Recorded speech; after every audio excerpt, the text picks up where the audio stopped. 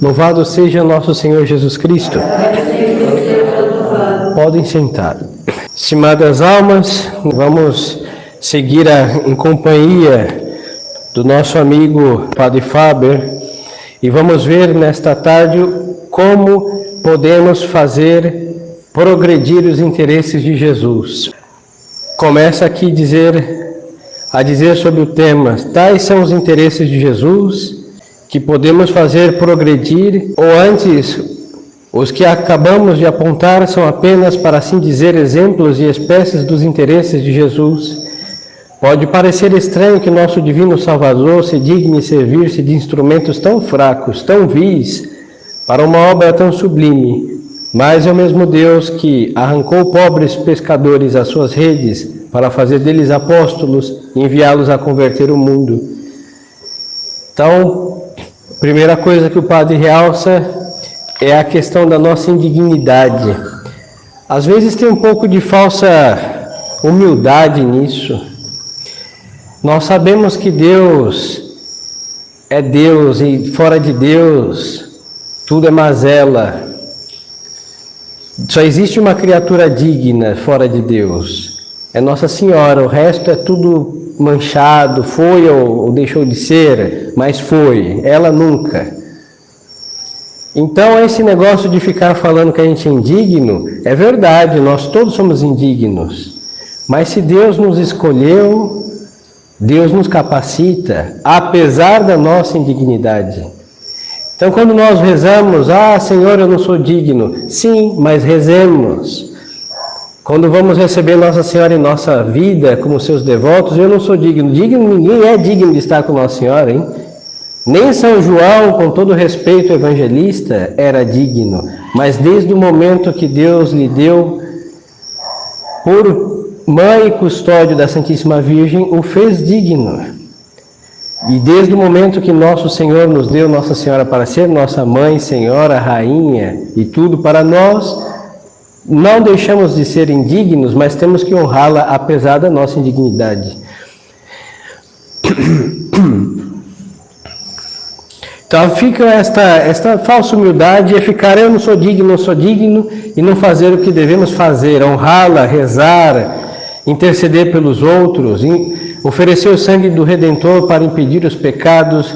Façamos o que devemos e a nossa indignidade não sirva de desculpa para a nossa falta de aplicação. Os apóstolos, como diz aqui o padre, podiam dizer: Senhor, eu sou pescador, eu não sei ler, não conheço a lei direito como sacerdotes do templo. E nosso Senhor não escolheu um sacerdote do templo que sabia ler muito bem, que sabia todas as rubricas de Moisés. Não escolheu nenhum para ser seu discípulo. Nenhum.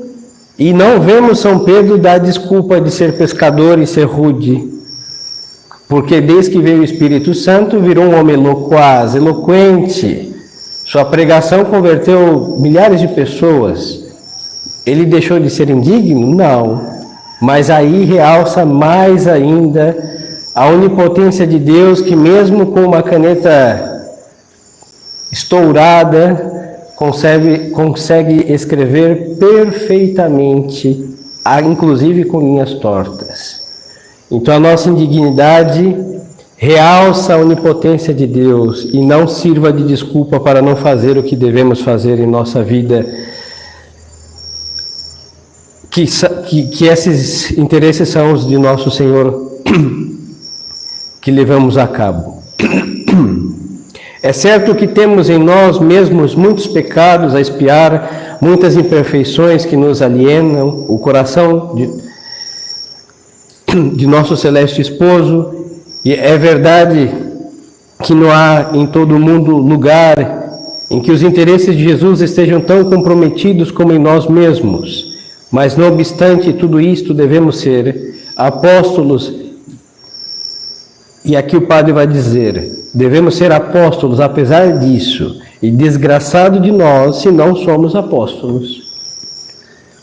Aqui então não serve no tribunal de Deus a nossa indignidade, porque Deus já sabe disso. Agora, se nós não fazemos o dever de apóstolos, do Sagrado Coração de Jesus, da intercessão aos pecadores, do oferecimento redentor para impedir o pecado, da honra que devemos dar a Maria Santíssima e dizer no juízo particular: Senhor, eu não sou digno, não servirá de desculpa para nossas negligências. Somos indignos, mas a nossa vida segue a serviço de nosso Senhor, apesar de nossa indignidade. Aí o padre vai dizer: desgraçado de nós se não somos apóstolos. E bem-aventurados se somos apóstolos e, apesar da nossa indignidade, apóstolos do Sagrado Coração de Jesus. Devemos auxiliar os outros a salvarem suas almas, mesmo em meio das preocupações da nossa própria salvação. O Evangelho é uma lei de amor e a vida do cristão é uma vida de oração. Segundo a recomendação do apóstolo, devemos interceder por todos os homens. Então existem pessoas menos indignas que nós, mas que sabe Deus por que elas não estão cumprindo um dever de interceder pelos outros. Mas nós, apesar de infelizes e desgraçados, estamos rezando e Deus está com os ouvidos inclinados no céu para ouvir as nossas súplicas. Talvez existam pessoas, sem lugar a dúvida, não deve ser muito difícil, melhores, mas neste requisito deixam a desejar e é a alma delas e Deus. Mas nós rezemos. Talvez existem pessoas que seriam muito mais devotas à Santíssima Virgem, mas por alguma razão não são. Mas nós, apesar de nossas distrações, devemos sê-lo, e Deus espera isso de nossas almas, apesar de nossa indignidade. Devemos, às vezes, rezar por pessoas que talvez não sejam tão pecadoras como nós, mas para a maior perfeição delas, Deus conta com a oração de gente imperfeita como nós. O que devemos fazer? Rezemos, porque talvez elas não se aperfeiçoem se nós não rezarmos por elas. É o mistério da onipotência de Deus que escolhe sempre, para nossa real humildade, os piores. Deus escolhe os piores e sirva isso para a nossa real humildade.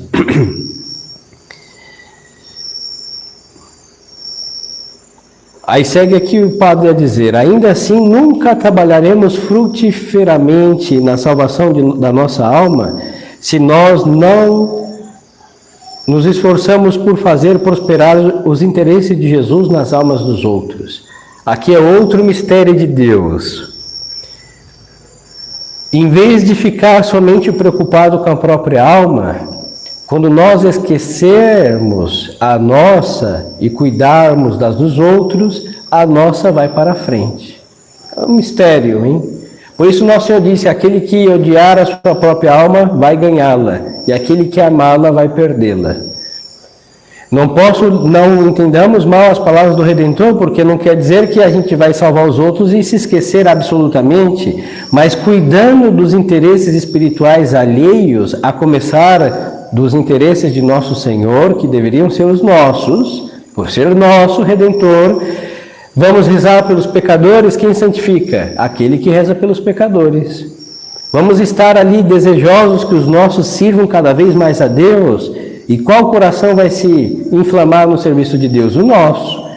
E às vezes rezamos: Senhor, me inflamai-me no vosso santo serviço, e não seremos inflamados. Senhor, convertei-me, e não nos converteremos. Mas buscando com esta ambição de nosso Senhor muitas almas, a nossa estará incluída no pacote também dos interesses apostólico da alma que faz oração. Segue aqui o padre dizendo: muitos lamentam-se do pouco que progridem na vida espiritual e das dificuldades que encontram em domar as suas ruins paixões, a sua inclinação ao pecado e o amor próprio que os domina. Encontram-se precisamente no mesmo ponto em que estavam no ano anterior, e isto desanima-os. Sucede-lhes isto a maior parte das vezes porque são egoístas, porque só tratam de si. Quando nós cuidamos das coisas dos outros, das coisas que não devíamos cuidar dos outros, a nossa também definha. Então, quem cuida da vida alheia, normalmente a própria vida está raquítica. Mas quando se trata de glória de Deus e salvação do próximo, é o contrário. Quanto mais cuidamos da salvação alheia, mais gorda e robusta fica a nossa alma. Então, se estamos com uma anemia espiritual, é porque falta aí cuidar de outra alma que não seja nossa, e a nossa estará incluída também nos cuidados de uma vida de intercessão pelos demais. Não se preocupam por forma alguma com o bem dos outros, nem com os interesses de Jesus, nem nas suas orações nunca intercede por qualquer de seus irmãos. Assim não se elevam acima do nível vulgar, porque nada fazem para merecer mais e maiores graças em abundância. Então aquela oração egoísta, eu, o meu, é uma oração, serve para alguma coisa, mas o seu, Senhor, as almas que criastes e o plural reinar em nossas preces, estaremos incluídos e a nossa alma também vai se robustecer.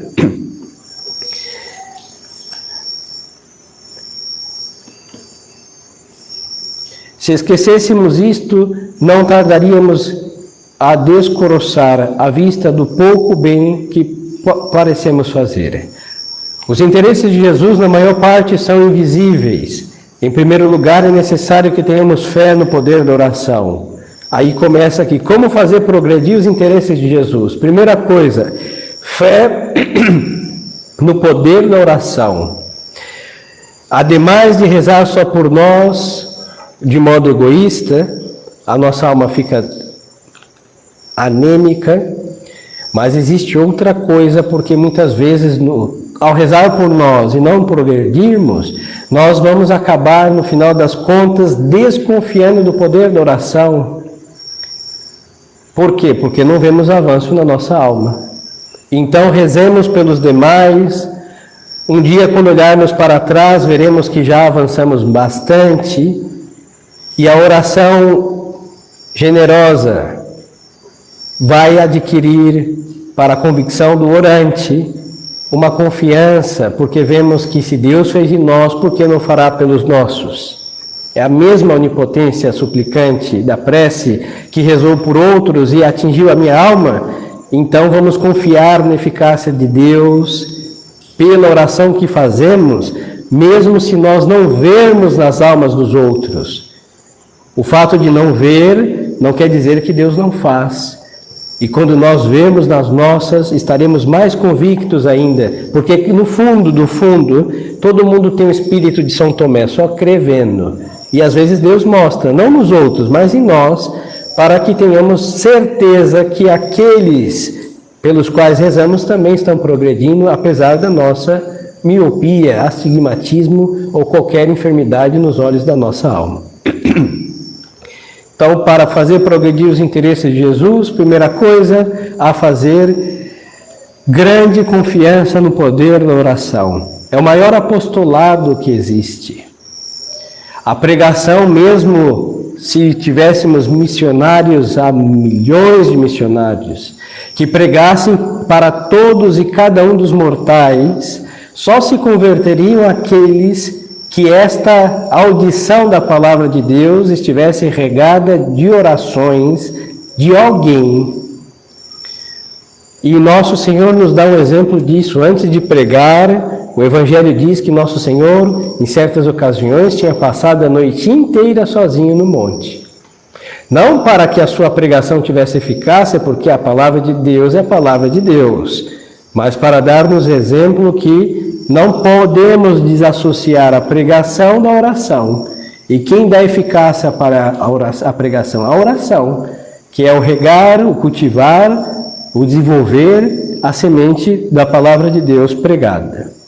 Então, o apostolado da oração é o primeiro apostolado dos apostolados.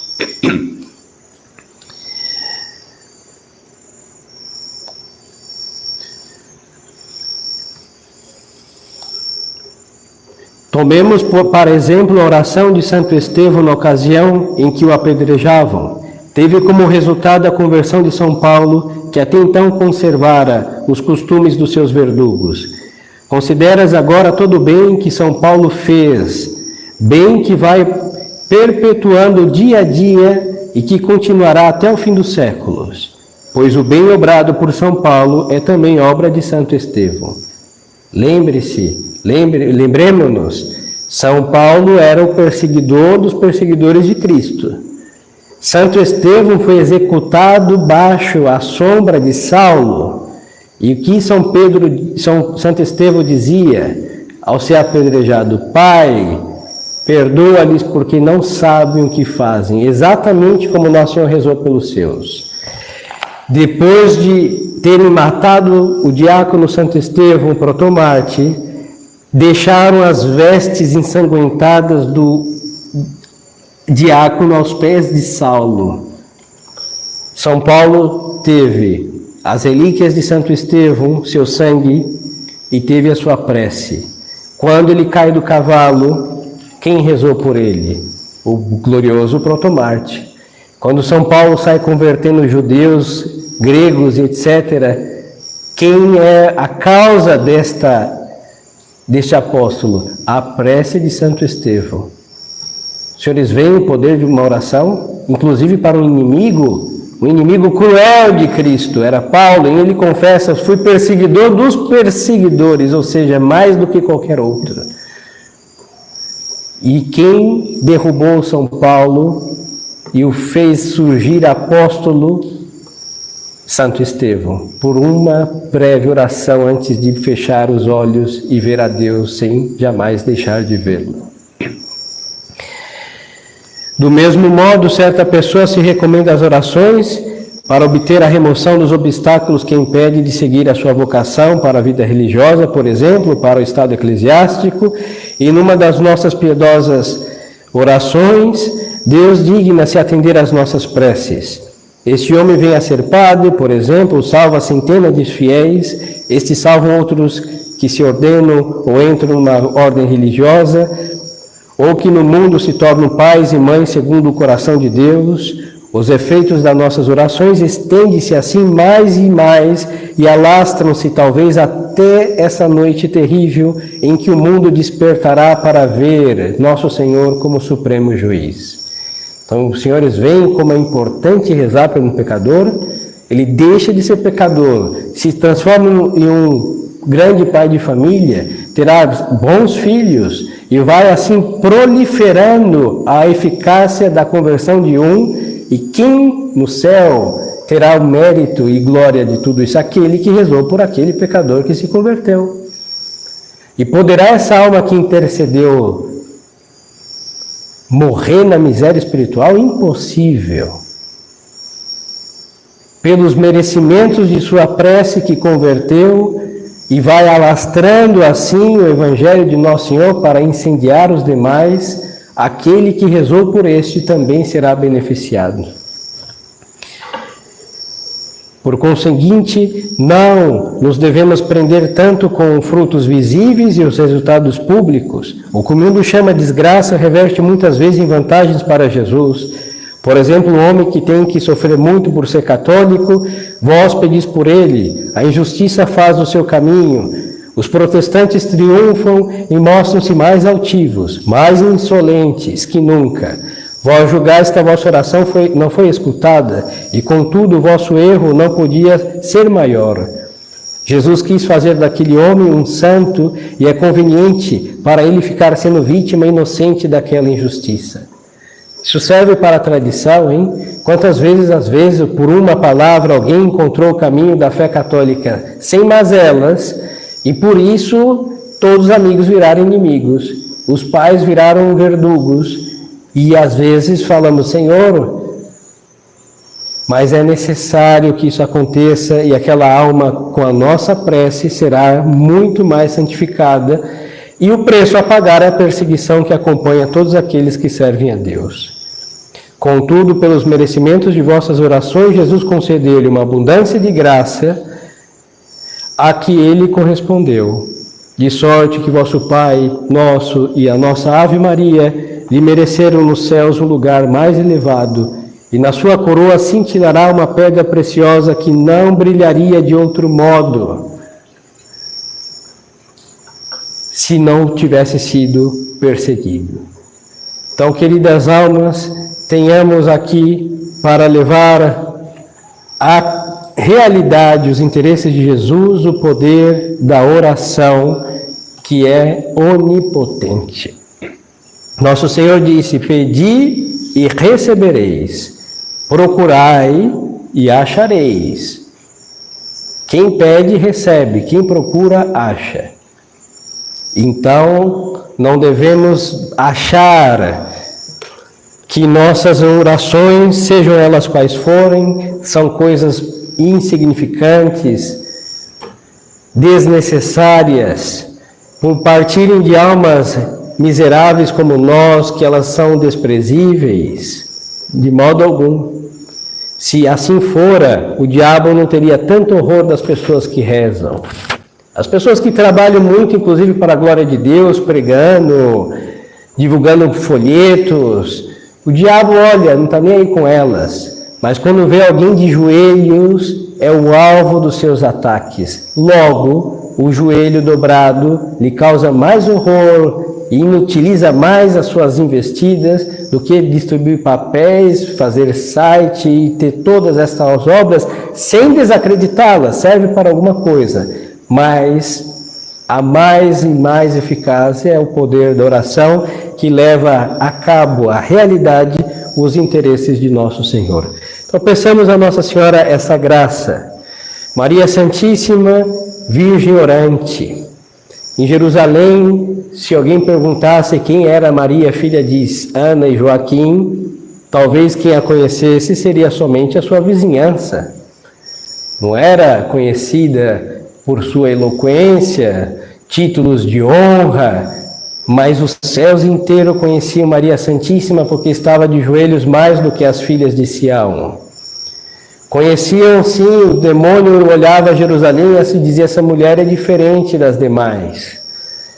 E era conhecida pelo seu silêncio, que falava muito com Deus, e pela sua discrição, vida retirada, que fazia mais apostolado do que andando pregando a lei de Moisés. Que nos ensine então Nossa Senhora no seu silêncio loquaz, que reza sem cessar, que ela nos convença da importância do apostolado da oração, que obtenha a conversão dos pecadores, sejam a eles quais forem. Para concluir, me lembro ter lido na cidade de Santa Maria, lá no Rio Grande do Sul, teve um padre, creio que o seu nome é Pagliuca, algo assim, um descendente de italiano, que relata que quando ele chegou no começo do século passado, no fim do século anterior, princípio do século passado, a cidade, havia não sei tantas lojas maçônicas, não sei quantos centros espíritas, não sei quantas igrejas protestantes, e ele, como homem de Deus, resolveu reavivar o apostolado da oração. Passados-se 20 anos aproximadamente, a loja maçônica era uma só e tinha 4, 5 velhos lesados. A igreja protestante, reduzida a 3, 4, com microfones e paredes para dizer que não tinha nada. E quem conseguiu destruir estas seitas satânicas? As velhas do apostolado da oração que rezavam. Nada mais que isso.